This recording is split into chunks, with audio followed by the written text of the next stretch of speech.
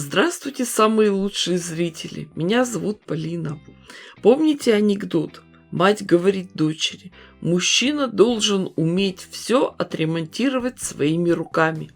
Вот твой папа все умеет делать, поэтому у нас до сих пор нет ни нового холодильника, ни стиральной машинки, ни утюга, ни телевизора. А мы сегодня будем шить замечательную плетенку. Ага, мне тоже так сначала показалось, что ничего сложного, а в результате весь день расшифровывала. Все размеры я брала свои. Учтите это, если вы хотите, чтобы изделие получилось чуть больше или чуть меньше.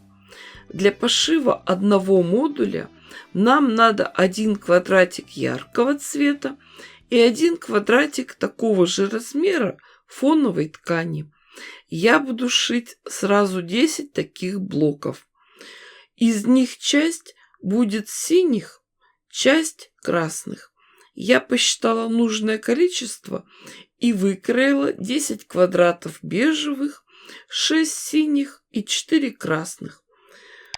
У меня оставался шаблон от предыдущих проектов 10,5 на 10,5 сантиметров. Воспользуемся им. Конечно, для наглядности лучше сначала нарисовать схему блока и хотя бы примерно ее просчитать. Но наверняка придется еще вносить коррективы. Все квадратики разложим попарно и обозначим диагональ. Сколем эти квадраты булавочками. И надо проложить 2 строчки по обе стороны от диагонали.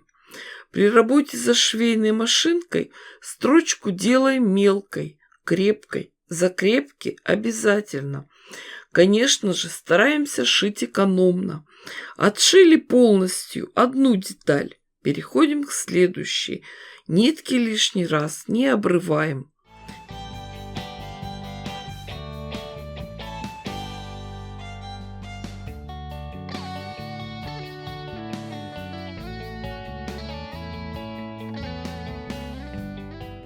У отшитых проутюженных деталей сначала отрезаем торчащие уголочки в начале швов.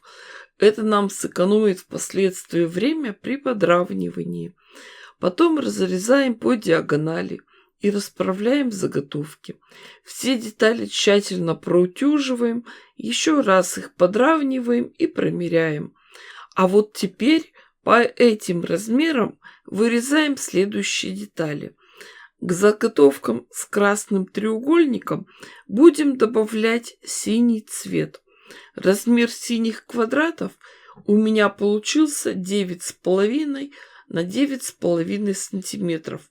У вас могут оказаться другие размеры. Все зависит от того, какие припуски вы оставляли при шитье. Эти квадраты скалываем между собой и намечаем диагонали.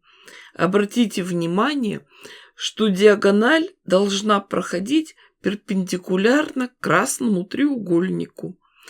На этих деталях также прокладываем по 2 шва по обе стороны от диагонали.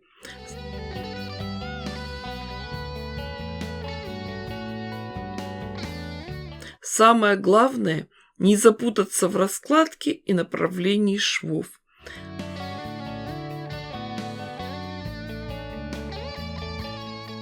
А дальше все просто. Прошитые детали просто разрезаем. И получаются 2 детали с новым узором. Обратите внимание, они не одинаковые, они зеркальные. А уже из 4 таких деталей можно придумать новые варианты. Кручу-верчу, запутать хочу. Смотрите, выбирайте, какой вариант вам больше нравится. В принципе, по-разному сочетая детали, можно получить новые эффекты. Мы делали заготовки с синей галочкой, а сейчас по такому же принципу сделаем заготовки с красной галочкой. Следите внимательно за руками. Для этого мы детали сине-бежевые соединяем с красным квадратом.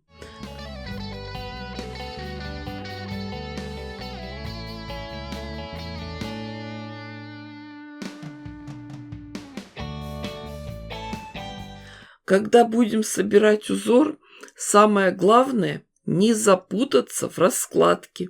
Все детали зеркальные. Сначала сложим все красные галочки. Если выложить вместе рядом несколько красных блоков, то получим красный зигзаг поверх синего. Но попробуем внести некоторую изюминку. Ведь у нас еще есть блоки с синей галочкой. Разместим их между красными. Смотрите, как сразу стало интересно. Получаются две цветные змейки, которые переплетаются между собой. Сшивать блоки будем сразу по 4 детали. А чтобы не путаться в раскладке, соберем все детали стопочками и будем брать по очереди из каждой кучки. А дальше уже шьем вертикальными рядами, гирляндой, одну пару за другой, нитки не обрываем.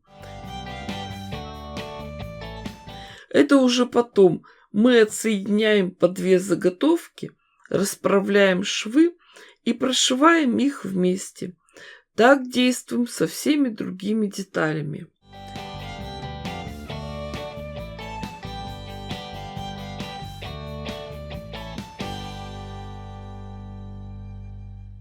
Готовые блоки тщательно расправляем, и надо их проутюжить с паром. А дальше обязательная процедура – выравнивание блоков. Из тех размеров, что я брала в начале, получились заготовки 15 на 15 сантиметров. Укладываем блоки в нужном порядке и приступаем к финальной сборке. Это мне захотелось сшить такую длинную кайму, поэтому с ней долго провозилась. А если сделать меньше деталей, то и дело быстрее пойдет. Смотрите, какие интересные заготовки у нас получились. Вот так они смотрятся на нейтральном фоне. Конечно, здесь возможны варианты дальнейшего использования.